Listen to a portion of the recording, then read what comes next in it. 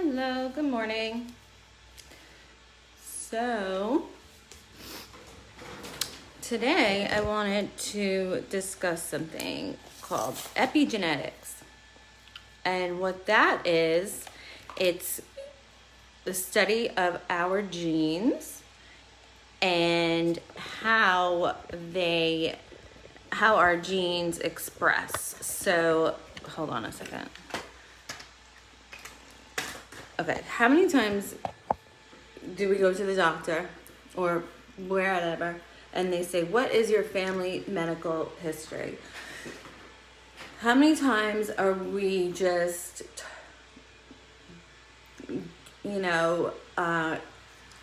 told or just some way, shape, or form we hear, oh my goodness, that runs in your family, you're doomed. Bipolar, oh my gosh, if your parents had it, you probably have it.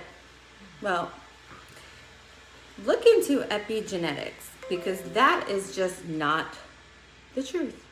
Our genes express what do as a result of our thinking. So if we think negatively, if we think we're doomed, if we think that we are victims to our biology and have a negative interpretation of life and the world and just pessimistic attitudes, yeah, your genes will express most likely in a negative way, So research says that our thinking is responsible for 90 to 97% of our medical and mental health conditions. Think about that. Think about that for a second. 97% of our medical and mental health conditions are as a result of our thinking. So you don't have to keep the generational, you can end the generations of poor health or mental illness or physical illness. You can end that now. You don't have to be a victim to your biology. So how cool is that? It's sad because it's so ingrained in us that we are, because of just how much attention is focused on the history of our family medical history and our family mental health history, and so let me just read this. Somebody sent, a patient of mine sent something, so I wanted to see if maybe we could do the topic today to help him. So, again, sorry, hold on one second. Let me see, I've been, so repressing your feeling. Hold on one second. So just basically negative thinking and hey, so basically what I'm seeing here is just a cycle of negative thinking and what certain feelings and wanting to have a lady to do things. Oh, and loneliness. Okay. So loneliness is like a void that you want to fill, and you think you need a boyfriend or a girlfriend or a partner, and that person will fill your void and make all your problems go away. And when you are lonely and you choose to pick a partner, it's probably the worst state of mind to be in, to pick a partner, because you're most likely going to go for whoever is going to give you attention. Also, if you are not in a good place, you're not going to attract good people, or you're not going to place boundaries on the person that you ideally want to be with. Does that make sense? So what you need to do is fill that hole in yourself, and then you can find somebody else. So if you and then once you fill that hole and you are feeling mentally better, emotionally stable, and you're not seeking somebody, it will just happen. Somebody healthy will be more likely to be attracted to you because they could see something in you.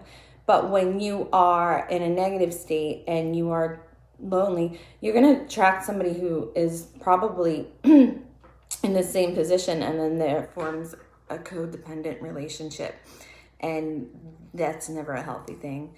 So in order to fill that void, do work on yourself. Then the relationship comes next. And this isn't a long process. This process is 3 cycles of 21 days, but you start feeling better, quickly by day 4, according to research and according to my experience.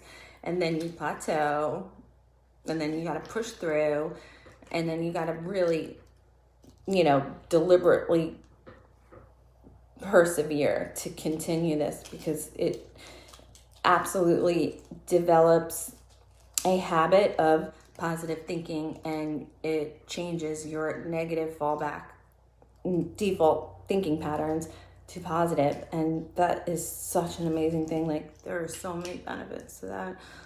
Oh, so many. Anyway, so absolutely, it won't, like, I know when people are newly sober, they say, get out, don't go into a relationship for a year. No, I mean, that's a long time. I'm suggesting, do some work on yourself. 21 days, if you do this cycle consistently and with effort, and take it seriously, you will. It won't take long. And then you can find someone, but at that point you'll feel better, and your focus won't be on trying to fill that void externally, because it will be filled internally. Believe me, this stuff works. So let's go on to step 1. So step 1 is, let's say that you feel, I'm sorry, I'm jumping ahead.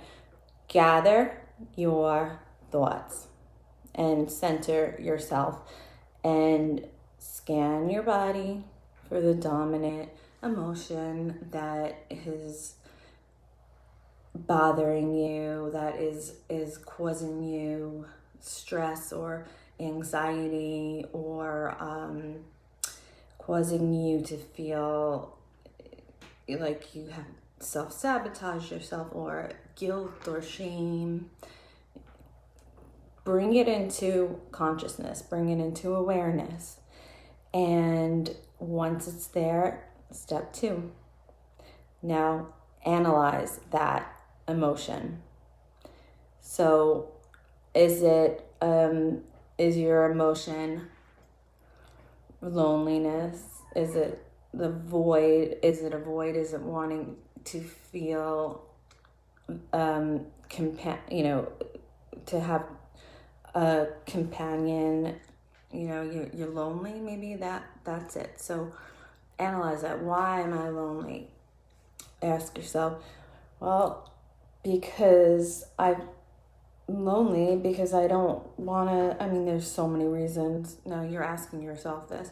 I'm lonely because I don't make the effort to, now you have to be honest with yourself, to go out and socialize with people. Why don't you make the effort to go out and socialize with people? You're asking yourself.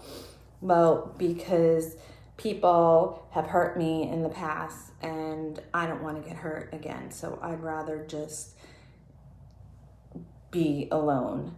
Okay, well, people have hurt me in the past. What was your take responsibility and what was your role in that? Did you let people take advantage of you? So you're having a conversation with yourself, analyzing it.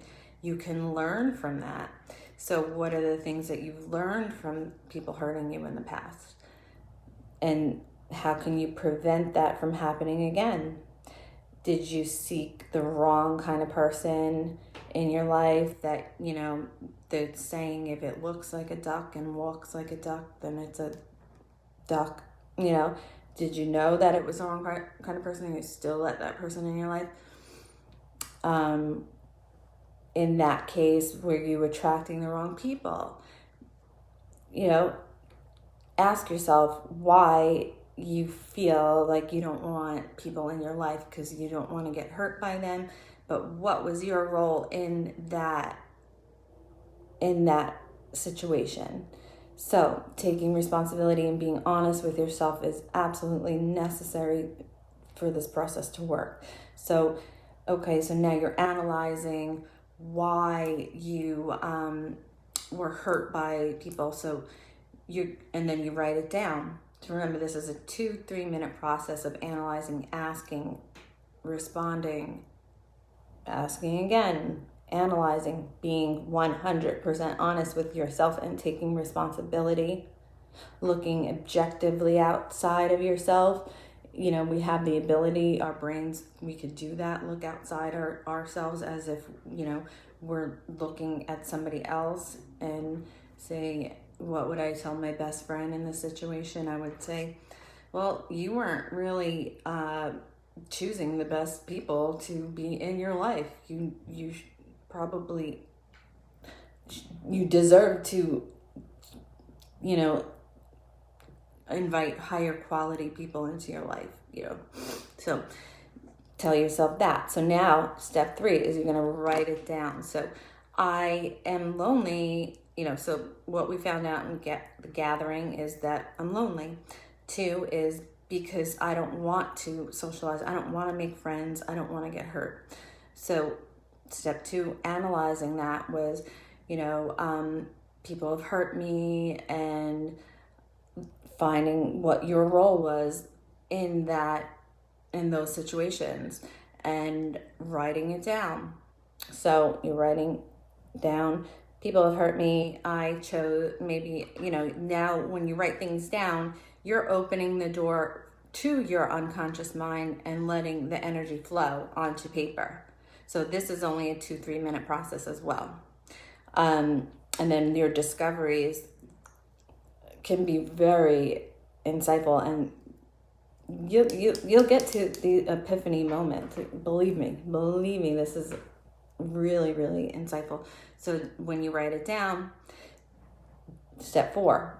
Now, say this isn't your day 1, this is your day 2 or 3, 4, 5, 6, 7, whatever. You look back at what you wrote yesterday. You're making connections, looking for trends. You're looking for triggers. So what triggers these uncomfortable emotions, also known as emotional warning signals? Our body is warning our minds something is going on. We need to take care of it. We need to confront this. It's manifesting as anxiety. It's manifesting as depression. It's manifesting as loneliness. So that is what we're looking for, the trends, triggers, connections, okay? So we're going deeper into the unconscious each step and each day. Now, step 5, this one I like the most.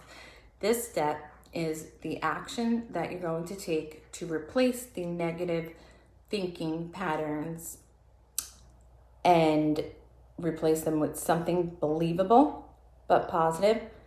And this is how you restructure your brain over a period of 3 cycles of 21 days. Side note, there's no quick fix. I see so many articles.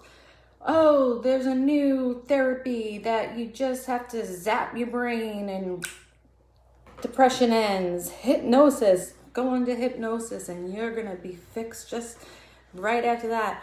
I'm not going to lie. I tried these new things.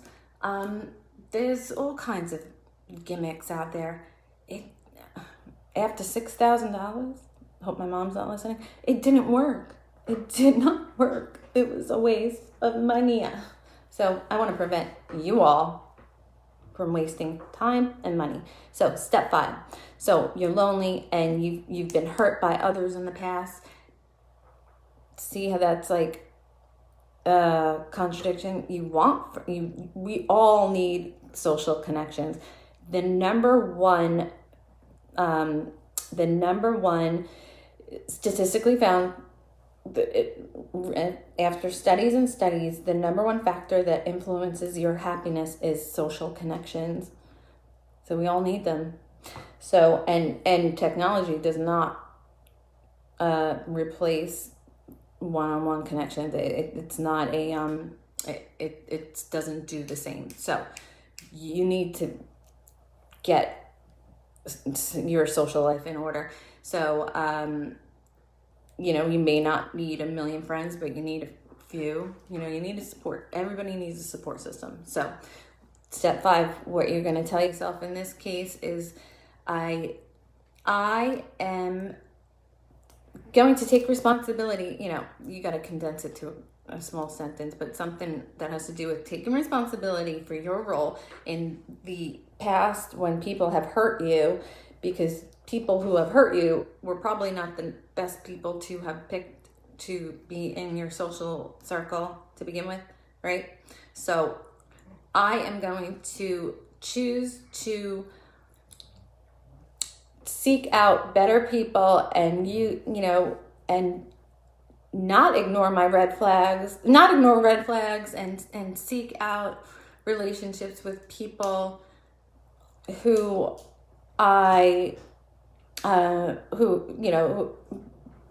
better quality people. I don't know.